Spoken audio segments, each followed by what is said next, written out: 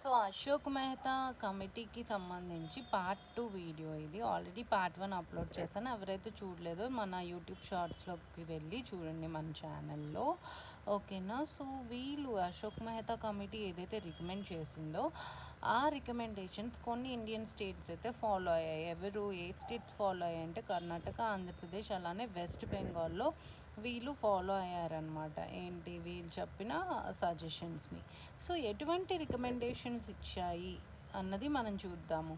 so 3 tyre system ఏదైతే ఉందో పంచాయతీరాజ్ సిస్టంలో ఆ 3 టైర్ సిస్టమ్ తీసేసి,